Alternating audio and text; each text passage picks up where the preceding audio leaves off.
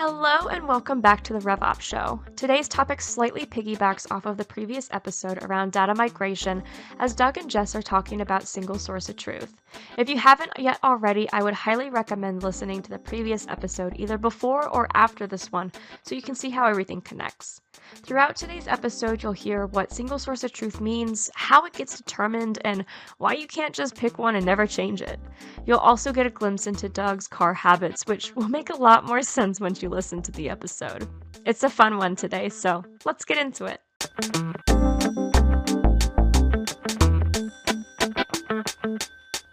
Jess, it's Doug. the day before Thanksgiving when we're recording this. I'm so excited. It was the night before Thanksgiving. When Well, it's not night, it's day.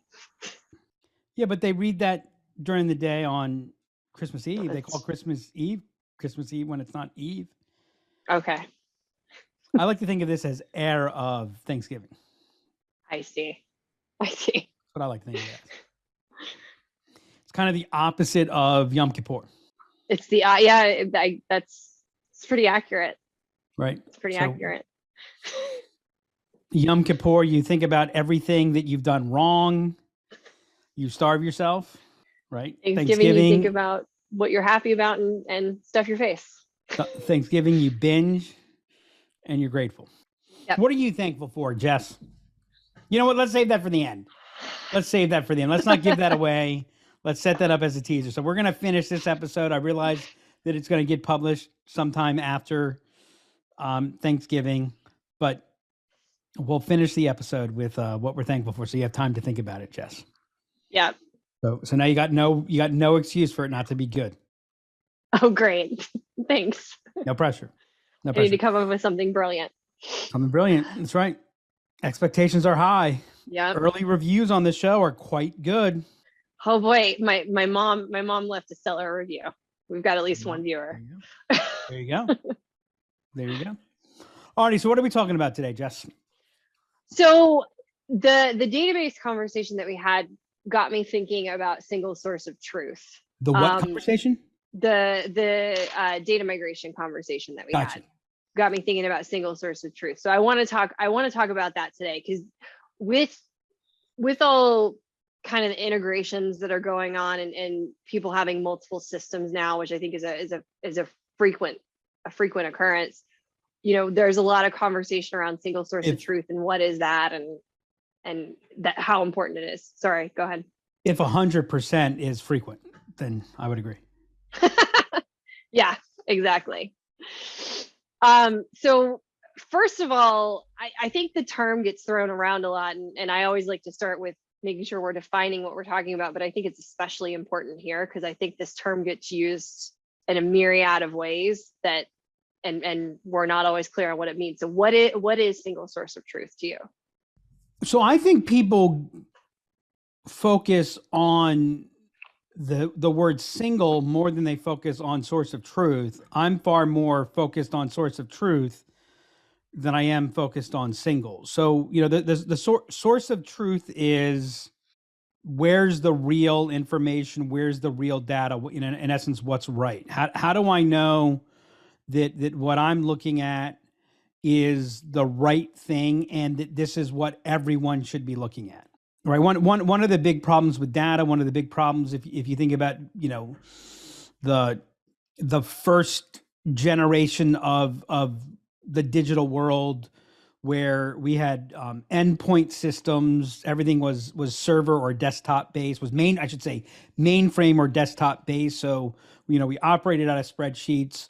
Spreadsheets would get distributed, and so this whole issue of source of truth, single source of truth, came about because, you know, someone may have updated a spreadsheet or changed something in their spreadsheet that they forgot about. And all of a sudden, you know, 4 people are working off of a spreadsheet with the same name, but they're actually, you know, they actually have different data in them. And so everyone thinks that they're working on the same thing when in fact they're not working on the same thing. That's what typically we're referring to when we talk about source of truth with data, but also source of truth of, you know, what's the messaging? You know, if you're not updating your messaging on a regular basis, if you're not updating your content on a regular basis, then you're probably doing something wrong. So what is that? What's the latest? And by the way, also, you're working on something that's in development, and before you know it, somebody's who's aware of in development starts using things that are in development that may not ever actually officially see the light of day, which takes you off course. So again, what source of truth or single source of truth is about is it's the North Star of whatever it is you're talking about. It's what, if we talk about alignment, if we talk about aligning vectors, and by the way, I like the term aligning vectors more than I like alignment, because we're all coming at things from different places, different perspectives, different rhythms, different harmonies, if you will.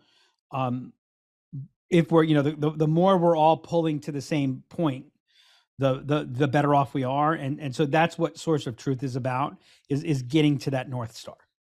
You took us in a place that I didn't expect. Because when I think about this, I think exactly. I think about it in terms of database, because I think naturally when you talk about source of truth, you're thinking about data. But I like what you said about messaging and applying it there, because I don't think people think about that when we talk about source of truth, and are we using something that's in development and not the final, for lack of a better term. Or how many sales, how often, and I'm picking on salespeople here, but it's more than salespeople, are pulling something from a deck that's 3 years old, right? That, is now out of date, or, So I think we all have this obsession, and I see it happening in RevOps, that there's this obsession of RevOps is tech management, or RevOps is data/database management. And I'll say what I say when I'm talking to prospects and clients, right? No one that we work with, no one that I think, let me put it this way, no one who's listening to this show should be worrying about these things because they're seeking to win an implementation award, right? I'm not trying to win the cleanest database of the year award. I'm not trying to win the technically most accurate whatever award. I'm seeking a business outcome. I'm trying to increase my velocity at a faster rate than I'm having to increase my speed, right? To accomplish something that matters. And so I think that people get lost in the tactical process of what is source of truth, as opposed to what's the plot line. Why does it matter? And also realizing that to some degree, source of truth is kind of like the horizon, right? It's an abstract. It's a conceptual abstract. It's not something that is, there are times where there is a definitive source of truth, but when we think about it in the meta sense, there's always degrees. You're never going to be at 100% alignment. And by the way, I would say if you're at 100% alignment, you're making a mistake, right? The cost of being at 100% alignment is too high for the gain, and I would actually say that you probably lose some. It's like having 100% closing rate, right? The best way to increase your closing rate. Only put in deals that you've won. Ask fewer people to buy. Be really particular, right? Lower the denominator. That's the best way to increase your average. Yeah, well, this is actually a good segue to one thing that I was going to ask, which is single source of truth, a myth. Like we talk about it. Are we striving for the unachievable? Is it a myth, or can you actually get to a single source of truth? It depends how you define it, right? If you define it as, if you define it in an overly technical way, then it probably is a myth. If you're defining it from more of an operational orientation, which again, to me, to operationalize something means it defines and influences what people do. It creates structure so that it's easier to do the right thing, and it's harder not to do the right thing. Yeah. Right. And so there's nudges, there's aspects like that, but and it also it also depends on how are you slicing your source of truth. So like if you're talking about a data source, yeah, you can have a data source of truth, right? This is the source of truth. This overrules, or if there's a conflict in anything, then this takes precedent. You can do that, right? And you can do things to get pretty darn close. If you slice it thinly enough, right? But the thinner you slice it, the less operational it is, the less when you say frankly, the less slice it, meaningful it is. when you say slice it thinly enough, what do you mean by that? Like, what does that mean? So I can have a source of truth of who are our customers. Mm-hmm. This is our list of customers. Yep. Right? If you're not on this list of customers, you're not a customer. I can get that to 100%. That can be a source of truth. Right? Right. And that's an example of a super thinly sliced. Okay. Right? But if I go broad, the more I broaden it, how fast are we growing?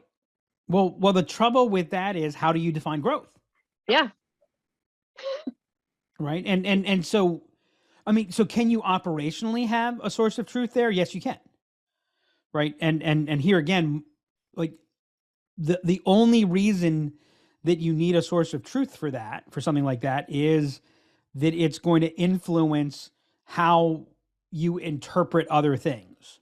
And so what a source of truth is, as I'm talking about it out loud, is it's the fulcrum, right? So give me a lever long enough and I can move the world. I think Archimedes said that. But you know what the difference, I always like to say, you know what the difference between a lever long enough is and a really long stick? What's the difference between a lever and a stick?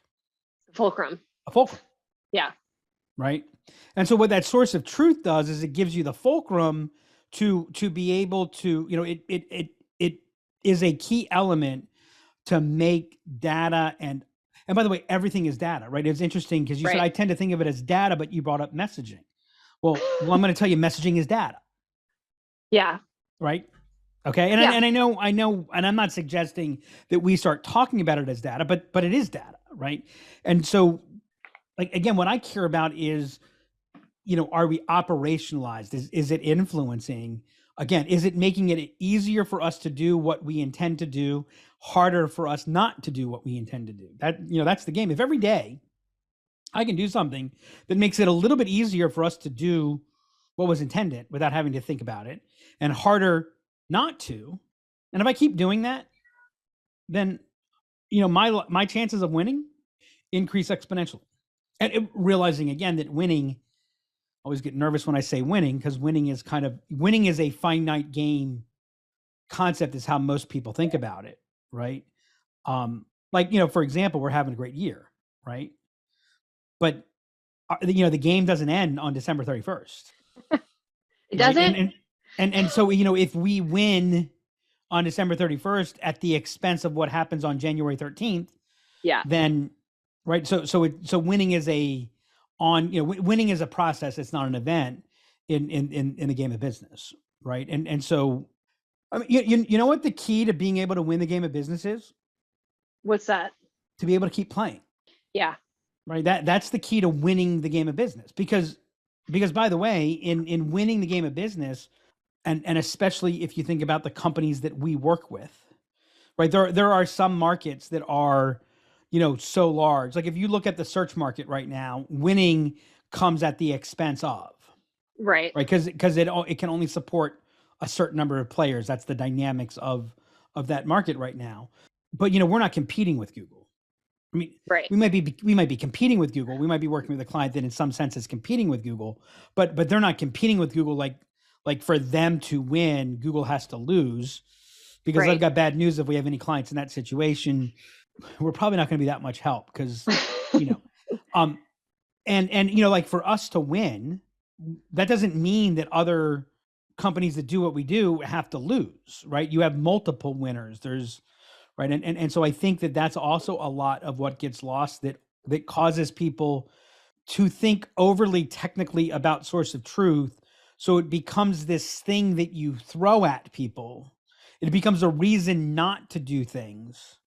Oh, no, no, I don't want to add this because that might impact our source of truth. Well, okay, but does it help? Like, does it get you closer to where you want to be? Yeah. Is the other thing that you have to ask yourself, is I'm gonna use a Dougism, is the juice worth the squeeze? Because that's kind of, I'm hearing that a little bit, reading between the lines of what you're saying too, is like, do we have to ask ourselves, is striving for that, is the juice worth the squeeze on striving for a single source of truth? So I'm a big believer in the good enough factor. I think in everything you do, I think life is about asking the question, is the juice worth the squeeze? Right? That's why everyone laughs now when I say it. And it's funny because I didn't create the term, but there are a number of people who attribute it to me. I've even heard on someone, I forget what it was, but someone was talking on a podcast and they said, as Doug Davidoff likes to say, is the juice worth the squeeze? And I'm like, wow, I didn't know I earned, the quotation credit for that. But yeah, I think you have to ask in everything, is the juice worth the squeeze? And I think that, and you've heard me talk about this, you can break everything into 3 or 4 categories. It's broken, it's not broken, it's working, and you could add a not broken, not working. Right. Right. Which is kind of closer to working, but it's not quite working. But again, let's just go with 3. It's broken, it's not broken, it's working. I think, if you can have 10% of what you do, somewhere between 10 and 20% of what you do, be in the working quadrant, dialed in, you're exceptional at it, you excel at it. That's all you need. If you can be 0% in broken, man, I'd come on the show and teach me. Probably somewhere between, if you excel at 10 to 20%, if no more than 10 to 20% is broken, and so if 60 to 80% of what you're doing is not broken, that's a formula for excellence. And I would make the argument that if you and by the way, Jim Collins' book Good to Great backs me up on this, as does a whole lot of other behavioral and performance data. If you try to be great, if you try to excel at more than 10 to 20%, you not only hit a point of diminishing returns, you hit a point of diminishment, because you can't excel at everything. It takes up too much. A, it takes up too much resources, and B, too much of what you're deciding to excel at trades off. So if you want to be super customer intimate, then your operational excellence, you're going to pay a price on operational excellence, right? And so if you try to be, super efficient, which is operational excellence, and super customer intimate, I don't know how you do that. Yeah, and so those two aims conflict. So every time you allocate to one or the other. So if you're super customer intimate, then you want to be operational excellent to the point that it's not causing you a problem. It's not broken, right? And once you're there, take whatever resources you would take to be better at operational excellence and put it to being even better, because people are buying from you because of the customer intimacy. That's your superpower, right? Dan Sullivan talks about it with individuals, and he always said, and Marcus Buckingham talks about it with all the Gallup Strength Finder stuff. If you spend your whole life working on improving your weaknesses, at the end you'll have some really strong weaknesses. Now, I don't think it's sufficient to say, well, I'm just weak at that, so that's just who I am. I think you've got to make sure that weakness isn't something that is preventing things. So get it out of the broken category, right? Yep. But then, you're going to get 10 to 100x the return on the energy that you put to what you're great at. And so I think source of truth fits in there as well. It's like, you don't win anything because you have a single source of truth. You win because people are singing from the same hymn. We're reading off the same page, whatever analogy, metaphor, whatever you want to use, right? And so the question is, if you're close enough, right, then run with it. And I'll tell you, that's one of the things that I fear with this massive growth of revenue operations is, revenue operations is responsible, legitimately single source of truth. We want you to move towards single source of truth. And all of a sudden, they become the single source of truth police. When I was a financial advisors hate, by and large, they hate their compliance department, right? Most financial advisors I know call the compliance department, the sales prevention department, right? Yep. Now, I love my compliance department, right? And the reason I love my compliance department was I made sure I really understood what they were doing and why they were doing and what drove decisions, right? And what I found was they helped keep me out of jail, because I'm certain if they weren't there to tell me I wasn't allowed to do certain things, I would have done something that I wasn't allowed to do. And they forced me to be creative. So I would get creative. Right. And they actually helped. And I think the end product was better because of that. I didn't lose sight of the why I was doing what I was doing. Right. And I think, what I would oftentimes have to remind compliance departments was they hate, anything that you do that's not normal is risk. Risk is bad. And so I would oftentimes have to remind compliance, like it wasn't enough to say, no, you have to give me what's the reason for it. Because I would remind them, remember, you're here to help the firm grow. Yeah. Keeping us out of jail, keeping us from getting fined is an important element to helping us grow. Yeah. Right. So the same thing is there, as you begin to break this up, it's interesting. I'm getting ready for a presentation to a fairly large company, and they've got a CTO, a CIO, and a CDO. That is a chief information officer, a chief technology officer, and a chief data officer. There's a chief data officer? Yeah, chief data officer is actually a growing. I heard the other two. I don't know that I've heard chief data officer before. By the way, I saw a LinkedIn post where someone is saying over the next 2 to 3 years, like the C-level position is going to be the chief automation officer. Ah. And I said, oh my God, no. Right. And automation is the byproduct of good process. Yeah. It's not the objective. Yeah. Right. Single source of truth is not the objective. It is oftentimes necessary. Right. And so my question is, to what level is it necessary? And so if you're GE, you're let's not use GE. If you're Amazon, mm-hmm. single source of truth is monumentally important. Right. Yeah. If you're Imagine, single source of truth means something very, very different. Yeah. Right. 100%. Also, Amazon has the ability to justify the infrastructure to really bring everything together to us. And it's like, this is why I say don't obsess on single, is I think that you need to begin to look, if you look at it through the lens of disciplines, right? So my sales source of truth doesn't have to be the exact same system as my finance source of truth. Yep. Right. And now, ideally, does it all come from one place? Yeah, ideally it does. The cost for us to try to get it to all come from one place. Like, I don't know if you remember a couple of years ago, CDP, that was the hot term. And there was a whole, I think it was like 60 executives signed this, SaaS executives in the sales tech space, signed this, whatever, that said CRM's not enough. Yep. And it was all about CDP, right? Customer data platform. Yep. Right. It's funny. I haven't heard CDP in. I was going to say I haven't heard the term in a long time. Yeah. Right.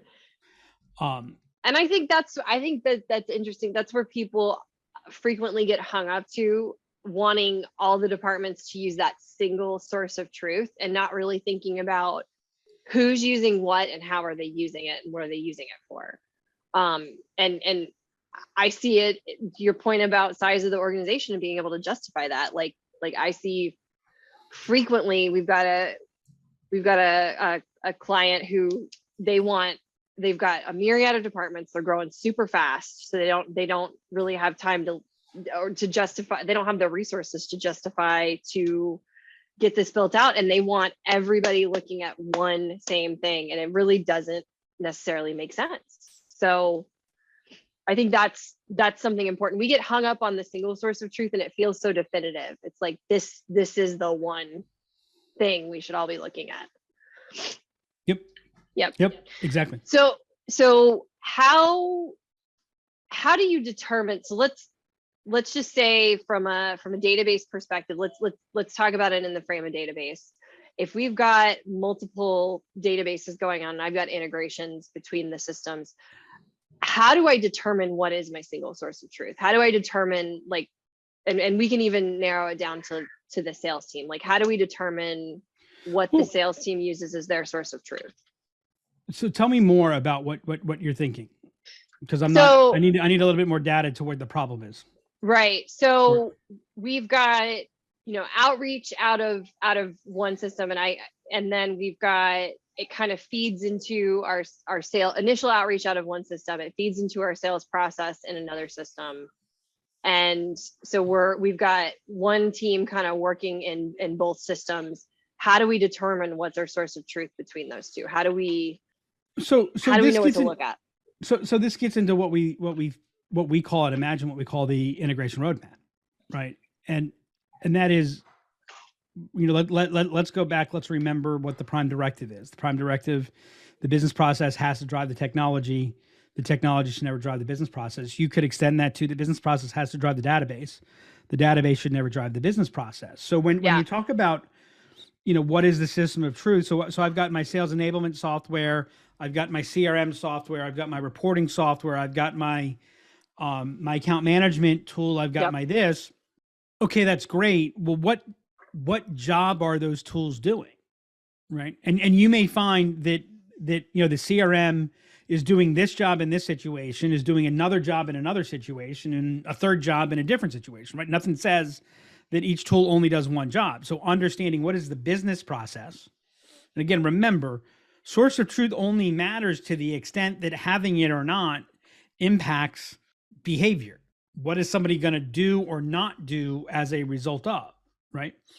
And so along that line, what you'll oftentimes find is a lot of integration, synchronization to source of truth gets into priority. And I've heard people say, Salesforce is the source of truth. Salesforce always overrides. And I go, well, that's not a good idea. Or they say the ERP, the finance system is the source, it always overrides. And I go, okay, well, what happens if the sales rep gets a call from their customer that their office has moved and the address needs to change? We just ran into this with an integration today. We ran into this with an integration where it was said one system never overrides the other one. The other one is always the source of truth, and it ended up causing an issue.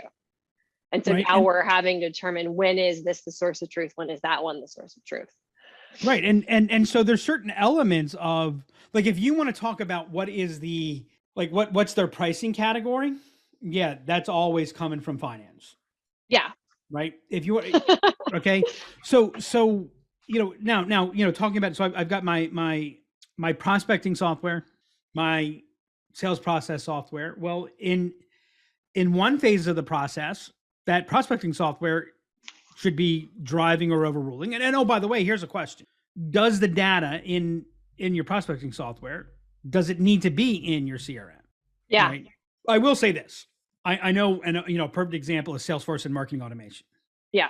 That I hear a lot of people say, well, look, we've got a lot of X or Y or Z in our marketing automation. We don't want to be stuffing our CRM with all of that because it's not initially useful. The problem there is you actually don't have a source of truth of your database, right? So I do think somewhere there needs to be something that houses all a unified source of truth. Right. You might call that a customer data platform. By the way, one of the reasons I think that the word went away was people began to realize that if you use the CRM the right way, all of a sudden it is. Now in certain situations it's not enough, right? So again, like, what is the source of truth? The source of truth could change by the situation or by the context, right? So in this case, this system overrides that system. In another case, that system overrides the other. And ultimately what you want to have, and this is where the word single comes, I think. I think people, they lose single to be single system, right? As opposed to what the data that is in one system. If that data exists let me change that. If data in one tool, because again, I'm falling into the mistake that I'm referring to a technology application as a system. It's an application. Right. It's not a system, or it shouldn't be a system.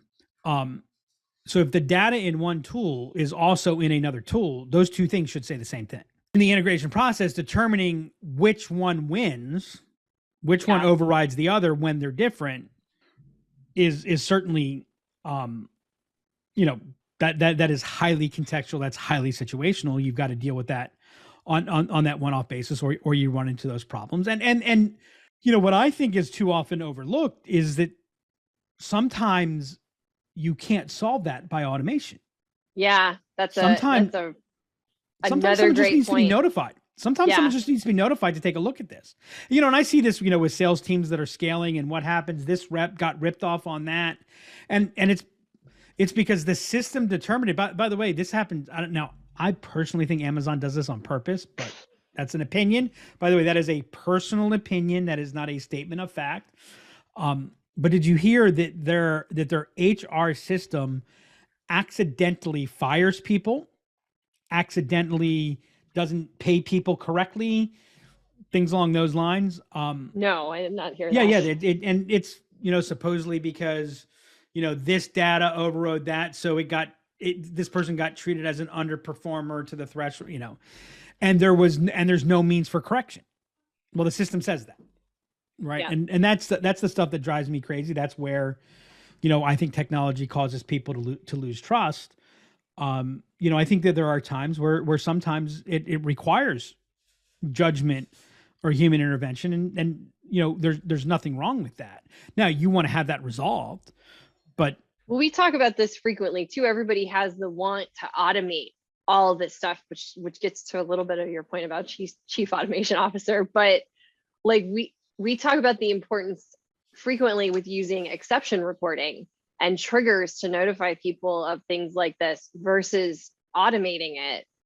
Because, and I go back to one of the things we talk about frequently as well, if you can't do it manually, then you can't automate it. And so if you need human intervention to be able to look at this and judge it, you're never going to automate that. You got to have a person going in and looking. Well, I don't want to, I don't want to say never. Because actually, if you have a human intervene, you may find that you automate more and more of it, and you may actually even completely resolve it. Right? Yeah. I think it goes back to, and this is the tweetable moment. If by GBT, this is the tweetable moment. Automation is the byproduct of good process. It's not the objective. Don't measure how much you've automated. Measure your velocity. Right. I get so many shitty emails because they're over automated. Yeah. Right. So they're going faster and faster. They're sending out more emails than the digital deity ever thought would be possible. I can't go back and I sometimes wonder if, back when I was using Act for DOS and WordPerfect came out with the macro, right, where you could actually, have a chunk of text automated, but it was such a pain in the butt to create that you would only do that on really high value items. Right. I can't help but wonder if we weren't better off then. And so like, one of my favorite pieces, the Kip Bodnar, the chief marketing officer at HubSpot, ever wrote, I don't think this was the title, but basically the memorable statement in the post was marketers fuck everything up. And the reason is because there's this tendency to take byproducts and turn them into objectives. Yeah. Right. A high click rate is the byproduct of an effective email. It's not the objective of an effective email. So you turn the click from a byproduct to an objective, and you get clickbait. It's why branding is fucked up.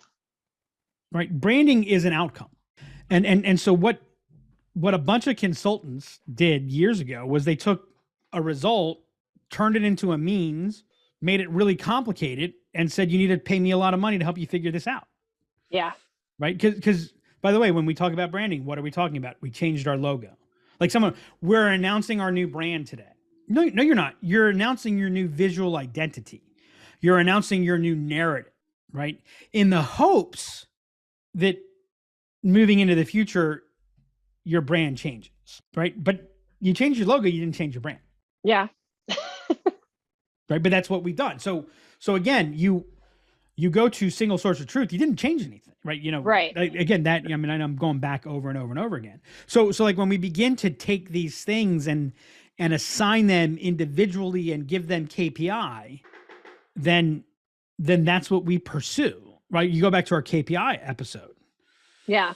Right. And this same type of thing happens. And I see that happening with source of truth all the time. Like I always ask, I had someone say, look, why are you looking to change your CRM? Well, our systems don't talk to each other. And so, it's really important that we be able to have a unified, I'm like, okay, great. Well, what are you unable to do? What's the problem that you're trying to solve? What are you unable to do? Yeah. Well, we're unable to have our systems talk together to each other. I'm like, like, is one of them going out on a date or something? Are they like, is they like, what does one of them have like a really good story to tell and no one's listening? So their like self-image is low. The system has a low self-image. Right. I'm obviously being a little bit snarky here, but like they can't articulate. I had one person tell me that, they're basically doubling what their growth rate is, what their target growth rate is. And we need to X.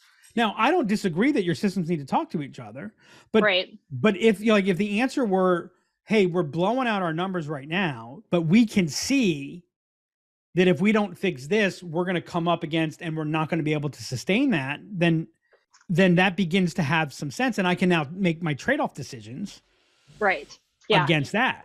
But if you're in the abstract, you can't make good decisions. So you end up spending a lot of money. Like, why somewhere between 55 and 80% of CRM implementations are considered failures. They fail to deliver on the results that were intended. Why? Well, I'm going to tell you more often than not, because the results that were intended were never clearly identified. We need better reporting. For what? Right. Yeah, and the trade-off piece is so important. We could do a whole episode on trade-offs. Because I think that's where I see the struggle frequently is making those decisions, because when you're talking about things like source of truth, there's frequently trade-offs that you have to make. And if you don't know what the end is and what the result is clearly and what we're trying to do, then you can't make those choices. And I think that's where the struggle is too oftentimes. Here's what I'm going to say. If trade-offs weren't the game, this would be the Doug and Jess are talking about what movie or show they watched yesterday, because you wouldn't need the RevOps show. You wouldn't need like the decisions that you have to make that don't involve trade-offs.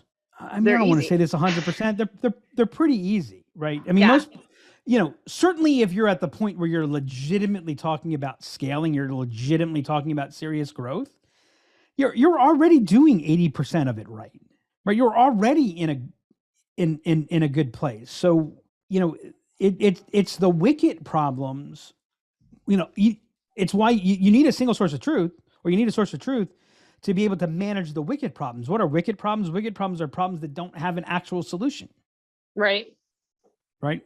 Like, here's a wicket problem: end world hunger. It's a wicket problem because everything you do to solve it changes a bunch of other things, which creates other problems. Right. And so you're basically deciding what is less evil, or what's the best of, or, you're like what, as I think we've said multiple times on this show, infinity exists between 0 and 1.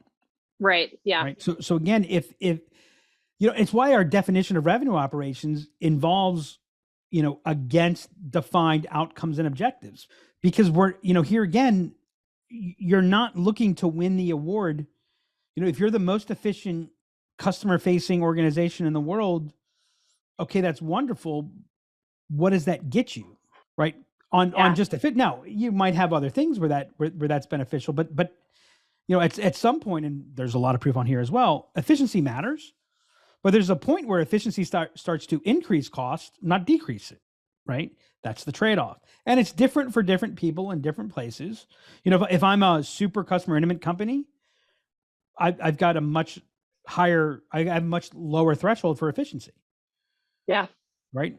If I'm Amazon, people talk about love Amazon. Yet talk to anyone who has to deal with customer support there. I don't know anyone that says actually really good things about them. But you didn't buy from Amazon because of customer support. You didn't buy from Amazon because you're not going to have to wait 35 minutes on a chat or whatever, to get a response. You buy from them because more often than not, you can get something done without talking to anybody. And there's a few things that come up that piss you off, and you say, I'm never going to use them again until 3 hours later, when you realize, oh wait, I need a cord to plug into my phone. Yeah. Oh, I'll go to Amazon. Right. That's not, you don't buy from Amazon for customer intimacy. So you buy from them because of efficiency. Right. Yep. Absolutely. I want to hit on one last point, which I wanted to talk a little bit about maintenance, but I think you might have highlighted this. So you had mentioned about creating the structure so that it's easy to do the things that you need to do. So is that how you manage like let's just say you've determined your source of truth, you've got kind of the structure in place to have that. Is that how you maintain it, making sure that you make it so it's easy to keep it to keep it maintained? Or how do you make sure that your source of truth stays your source of truth? I mean, here again, it's very situational. I don't think you set your source of truth and you go, okay, everybody, we have our source of truth, we're done. Why not? That's what I would want to do as an operational person. I'm kidding. I know. I would say more accurate. That's what I want to do as a lazy person. Operators like to operate. I mean, look, there's nothing wrong with being lazy. I'm lazy, right? I mean, I tell people all the time, I think, my competitive advantage is I'm lazy. So I'll work really hard to find the way to get something accomplished with less. I work really hard to find a way to get more juice with less squeeze, right? It's my laziness that motivates me for that, right? If I wasn't lazy, I wouldn't pay attention to the squeeze. Right? That's why I don't like the hustle culture. The hustle culture measures you by how hard you squeeze. Yeah. Why do you want to do that? I want to measure you by yield. With, realizing that you have to hit, like, there's minimums, right? But I mean, like, what is your source of truth? It's going to be driven by your business process. And what I think happens is, it's like, if you're, for whatever reason, when I bought my Lexus several years ago, I did not want any trash in it. Now, I was somebody, because I'd been in outside sales forever. I mean, I think at one point I had one car. I think I had 73 empty coffee cups in the back. I just got a new car and I feel the same way right now. And I have 2 little kids. So I relate. And everyone goes through that when they get the new car, and within 1 to 3 months, but for whatever reason, with the Lexus, I got into if there was something and we just took it out.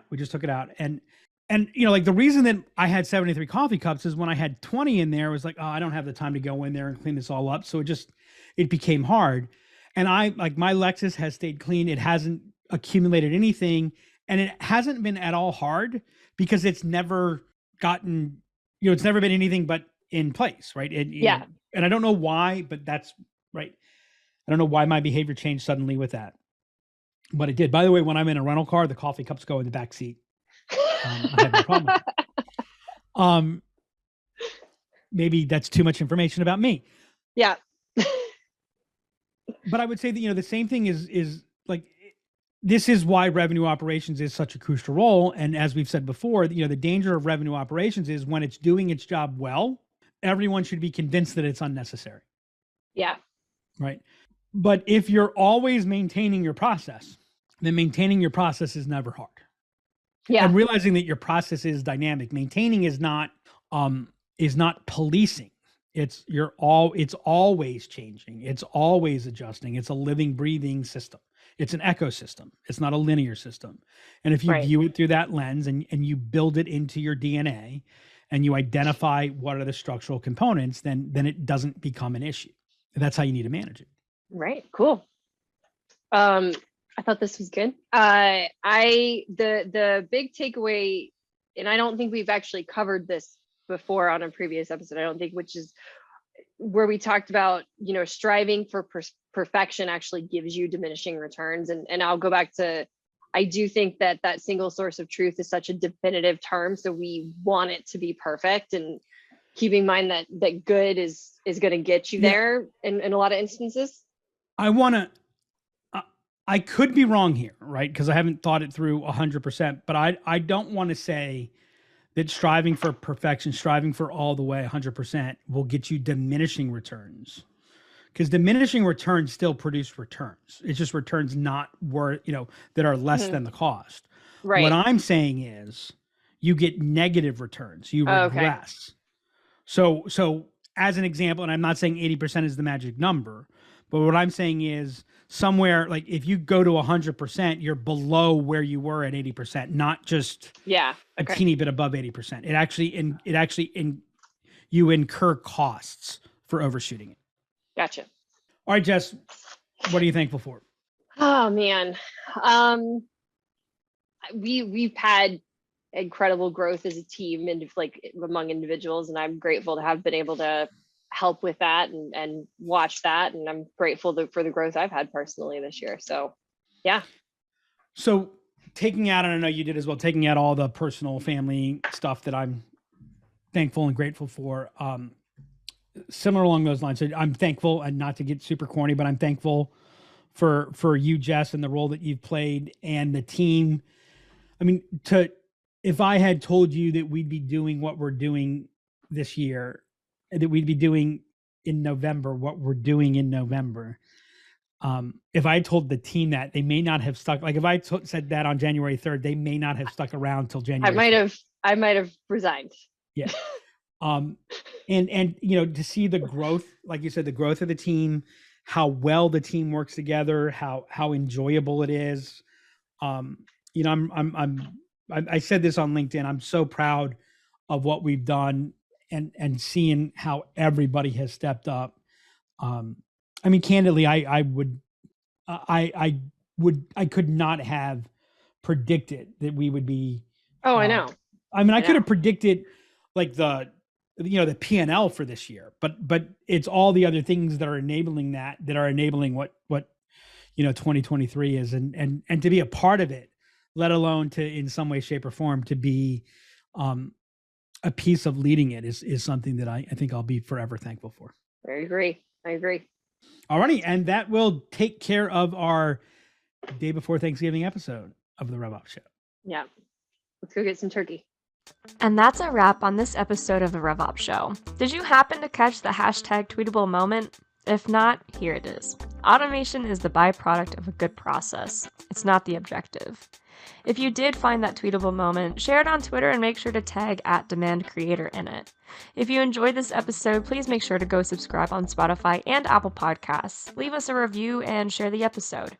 If you have any questions you would like to ask Doug or Jess about single source of truth or anything else RevOps related, email me at hannah@imaginellc.com or hit us up on Twitter @DemandCreator.